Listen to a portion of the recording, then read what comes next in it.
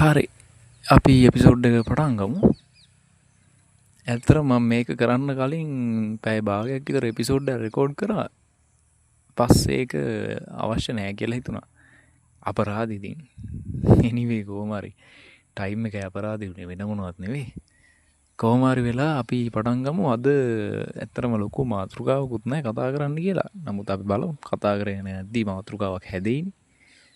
මේ කොහොම හරි වෙලා අපි සමහර වෙලාවට මම මේ කල්පනා කරේ දැන් සමහර කාල දින අපේ ජීවිතේ නිකන් අර මානසික තෘප්තිමත් භාවයකුත් තියෙනවා සහ හිතේ නිදහසකුත් තියෙනවා හිතේ සතුටකුත් තියෙනවා සහ තමන් යන මඟ තමන්ට පැහැදිලි කියලාත් හිතෙනවා. මම හිතන්නේ මේක අහන ගොඩාක් අය චුට්ටක් කල්පනා කරලා බලන්න ඕගොල්ලොන්ගේ පොඩි කාලේ වයසක කෙනෙක් නම් ඕගොල්ලොන්ගේ තරුණ කාලේ ගැන චුට්ටක් හිතලා බලන්නකෝ. ඒ කාලේ කොහොමද ගත වුනේ කියලා දේවල් හරිම ස්ලෝ. දැන් අද බලන්නකෝ සේරම ෆාස්ට් වෙලා නේද? ඔක්කොම සිංගල් අප්ඩේට් එනවා, නිවුස් එනවා, ඊට පස්සේ අප්ඩේට් එනවා එක දේවල්. ඒ දේවල් අපේ ඔළුවට ලොකු බරක් ඇත්තටම. හරිද? ඒ කියන්නේ මේ වර්තමානයේ තමන්ගේ නිදහස සහ තමන්ගේ ෆෝකස් එක කඩාගන්නේ නැතුව තමන්ට තියාගන්න පුළුවන් නම් ඒක ඒ මනුස්සයා තමා වර්තමාන ලෝකේ දිනන්න පුළුවන් මනුස්සයෙක් විදිහට මට නම් පේන්නේ. මොකද දන්නවද? අද කාලේ ඔයා කල්පනා කරලා බලන්න කෝච්චියකට ගියොත් එහෙම නැත්නම් බස් එකේ ගියොත් තමන් සමහර මිනිස්සු වැඩ කරන ගමන් වුණත් සෝෂල් මීඩියා යනවා, ෆෝන් එක ඔබනවා. ෆෝන් එකේ බොඩ කමන්නේ මං කියන්නේ සෝෂල් මීඩියා යනවා. ඒක නැතුවම බැරි දෙයක් වෙලා තියෙනවා. සෝෂල් මීඩියා නිතරම යනවා කියන්නේ අපි අර අනවශ්‍ය කොහෙවත් තියෙන දෙයක් අපේ ඔළුවට අපිම දාගත්තා වගේ වැඩක් වෙන්නේ. හරිද? ඒ කියන්නේ ඒක එහෙම වෙන්න අවශ්‍ය නැහැ. දැන් ඔය ඉස්සර කාලේ හොඳයි කියලා අපට හිතෙන්නේ ඔන්න ඔයදී ඕක තමයි වෙනස. හරිද? ඒ වෙනස අපි මුලින්ම අපි ඒක ඇක්සෙප්ට් කරන්න ඕනේ. දැන් ඔයාගේ ෆෝන් එකෙත් මේ වෙලාවේ සෝෂල් මීඩියා අනම්මනම් ඇති. ඉතින් කමන්නේ තිබ්බදෙන්. දැන් මම නම් කරලා තියෙන්නේ මම හයිඩ් කරලා තින්නේ මට අවශ්‍ය වෙලාවට යන්න. මොකද මම මේ ඇප් එක දකින්නවත් නැහැනේ. මගේ හෝම් ස්ක්‍රීන් එකේ ස්ක්‍රෝල් කරද්දි මම හයිඩ් කරලා තින්නේ ඒක. ඒක ෆෝන් එකේම ඔප්ෂන් එකක් එනවා.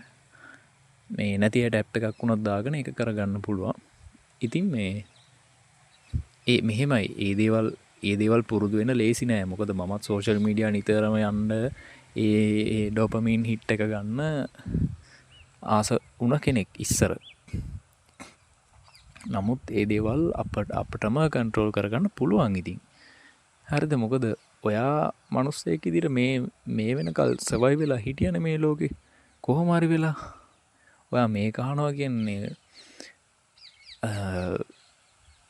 මොකක් හරි අර හොඳ මයින්ඩ් එකක් තියෙන මිනිස්සෙක්නේ.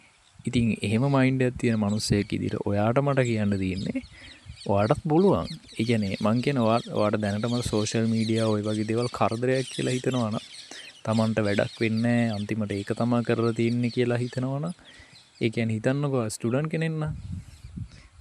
කෙනෙක් නම් ඔයාට එක්සෑම්ස් එහෙම තියෙනවා නම් මේ එක්සෑම්ස් ටික කරගන්න බැරුව අන්තිමට වැඩ කරලා නමුත් ඒ දේවල් ඔළුවේ නැහැ. මොකද වැඩක් කරනවා ආය ඩොපමින් හිට් එකක් ගන්න සෝෂල් මීඩියා යනවා, එහෙම නැත්නම් WhatsApp යනවා. මොකද වෙන්නේ? කරපු වැඩේ මතක නැහැ අන්තිමට. තමන් රෙකෝඩ්ස් එහෙම ওই වීඩියෝ එහෙම ගොඩ තියෙනවා නම් ඒව බලන්න ඇති. ෆිනිෂ් කරන්න ඕනේ කියන හැඟීම ගන්න විතරයි මේ දේවල්. මේ වැඩේ ඉවර කරා කියන්න විතරයි. නමුත් ඒකෙන් තමන්ගේ ඒ දේ ඇබ්සෝබ් කරගත්තද තමන්ගේ ඔළුවට? තමන්ට මේක තේරුණාද තියරි එක? ඒ දේවල් බලද්දි ඇත්තට මෙහෙම වෙලා නැහැ. ඒකයි අද කාලේ ගොඩාක් ස්ටුඩන්ට්ස්ලා ඔය ළමයි එහෙම අර වැඩ ගොඩ කරනවා. නමුත් ඒකේ රිසල්ට් එකක් නැත්තේ. අන්න ඒකයි මම මේ කියන්නේ ස්ටුඩන්ට් කෙනෙක් විදිහට. හරිද? එතකොට චුට්ටක් හිතලා බලන්න මේ ඒකද තමන්ට වෙන්න ඕනි කියලා. ඔය ඕකෙති ලස්සනට ඔය මේ ඔය දෙවල් පැහැදිලි වෙනවා. ඒ කියන්නේ බුදු දහම ඇතුළේ හරිද මම මේ ඒකැනෙ මගේ ආගම බුද්ධාගම.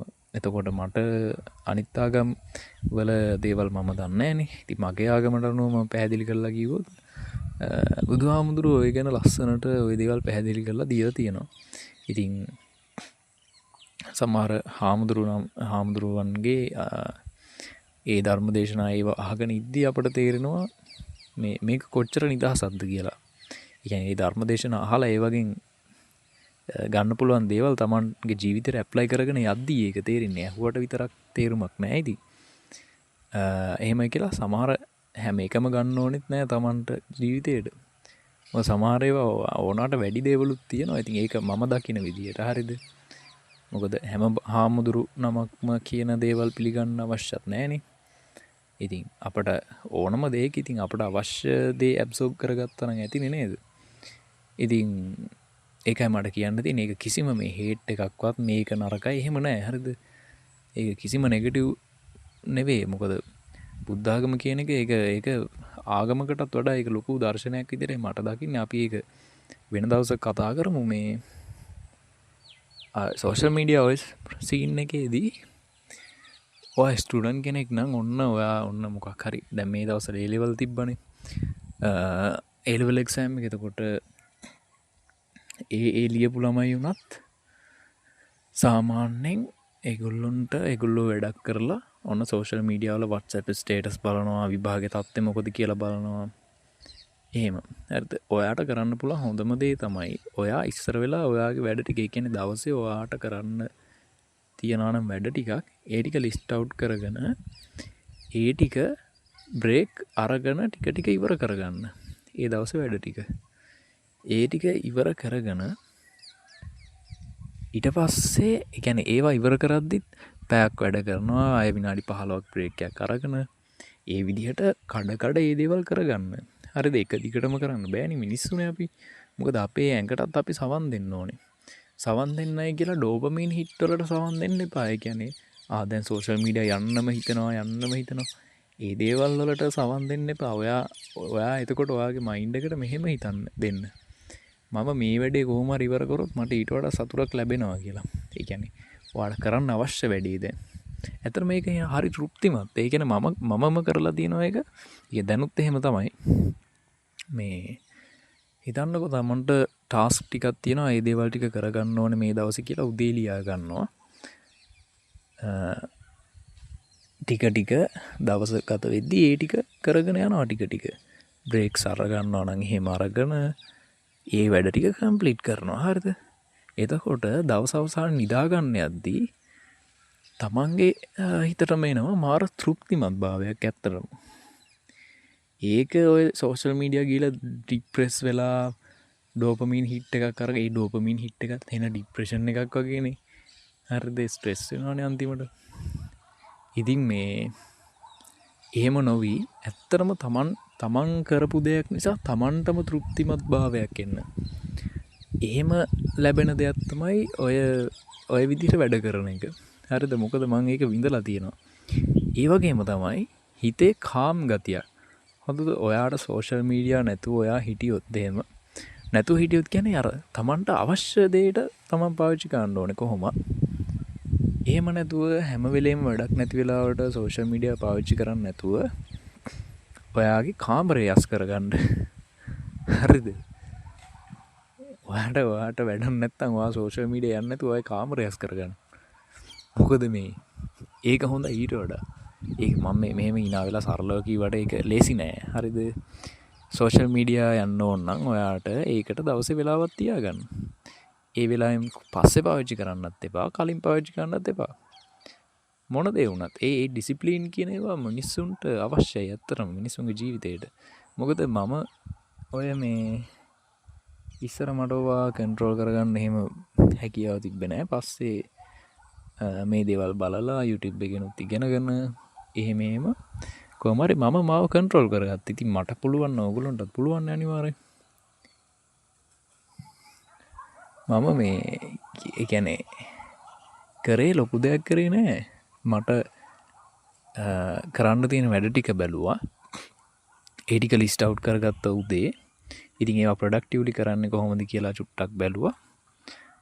ඒ එතකොට ඩෝපමින් හිට් එකක් එද්දී මම ඒදේ අවොයිඩ් කරන්නම බැලුවා. මොකද ඒ වෙනුවට මම මේ වැඩේ කරලා සැටිස්ෆැක්ෂන් එකක් ගන්නවා කියන හැඟීම ඕගොල්ලන්ට තෝන් කරලා බලන්නකොට චුට්ට මම කියනවාට මොකක් හරි Tamanට වැඩක් තියෙනවා නම් කරන්න අත්‍යවශ්‍යයි කියලා ඒ දේ කල් දාන්න නැතුව දැම්මම කරන්නකො තප්පර 4කින් කරනවා කියලා කරන්න වැඩේ පටන් ගන්නකො කරලා ඉවර වෙලා මම මේක කරා නේද මට මෙච්චර අමාරුවක් තියෙද්දි මම මේක ඉවර කරා අන්න ඒ සැටිස්ෆැක්ෂන් එක එනවා Tamanට හරිද මට මීට වඩා මේක ලස්සනට පැහැදිලි කරා නම් ඕගොල්ලොන්ට ආසයිතේ ඒක කරන්න මේ ඒ තෘප්තිමත් භාවය විඳින්න මං කියන්නේ ජීවිතේ අපි මම මේ දේ කරා කියන හැඟීම Tamanට දැනෙන්න ඕනේ මම නිසයි මේ දේ ඒ කියන්නේ මම තමයි මේ දේ කරේ මම තමා හීරෝ මගේ ජීවිතේ මම තමයි හීරෝ කියන්න ලෙවල් එකෙන්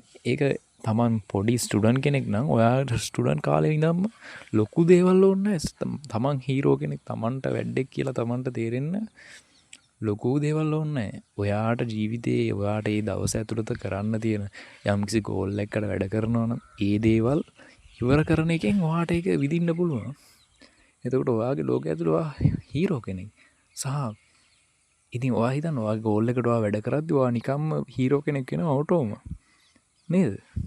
ඔයා ඒ හිත ඇතුලෙන් තෘප්තිමත් භාවය විඳින ගමන් ඔයා ඉදිරියට යද්දී එළියනුත් ඒ තෘප්තිමත් භාවය ඔයාට දැනෙනවා.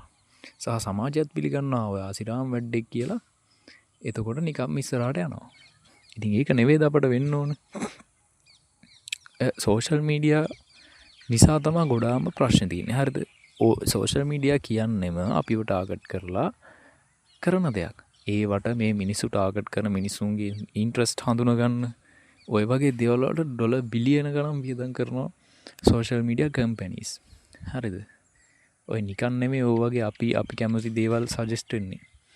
ඒගොල්ලෝ ඔබ්සර්ව් කරනවා බලන් ඉන්නේ. ඔයා කතා කරන දේවල්, ඔයා ගන්න ෆොටෝ, ඔයා ස්ක්‍රෝල් කරන දේවල්, ඔයා වැඩිපුරම බලන දේවල් මොනවද? ඔයා වොච් ලේට දාගන්නේ මොනවද? සේව් කරගන්නේ මොනවද? ඔය සේරම බලන් ඉන්නේ. ඒ අනුව තමයි සජෙෂන්ස් එන්නේ.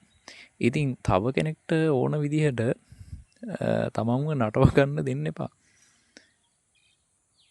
ඉතින් මේ ඒ දේ තමයි මට කියන්න තියෙන්නේ සෝෂල් මීඩියා ඔය ගැන කිව්වොත් ඉතින්. හරිද? අද එපිසෝඩ් එක ලොකුවට දිගක් නෑ. ඇත්තටමයි කට රිදෙනවා. මේ ගන්න දෙයක් තියෙනවා නම් ගන්න මේකෙන් අනිවාර්යෙන්ම මේ මට ඕනෙත් ඒකයි. ඒ කියන්නේ මටත් නිකන් රෙකෝඩ් කරන්න ඕනේ නෑ නේ ඉතින්. ඔයගොල්ලෝගේ ජීවිතේට ගන්න සහ මට මේ දේවල් එළියට දාන්න ඕනේ. හරිද? මට මගේ වටේ ඉන්න පිරිසට මේ දේවල් මම එළියට දාලා ඒගොල්ලන්ට කියලා දෙනවා. ඉතින් එහෙමයි කියලා මම හින පොරක් නෙවෙයි. හරිද? එහෙම දෙයක් නෑ. නමුත් අර මට හිතෙනවා මේ දේවල් මිනිස්සු දැනගත්තොත් හොඳයි කියලා. ඉතින් ඒ නිසා තමයි මම ගොඩක්ම මේ දේවල් එළියට දාන්නේ. ඉතින් මේ දෙයක් ගත්තා නම් අනිවාර්යෙන්ම කමෙන්ට් එකක් දාන්න. කමෙන්ට් එක YouTube එකේ තමයි දාන්න වෙන්නේ. මම ලින්ක් එක දාලා තියන්නම් මේ එපිසෝඩ් එකට යටින්. ඉතින් එහෙනම් අපි වෙන දවසකින් හම්බෙමු. good luck එහෙනම්.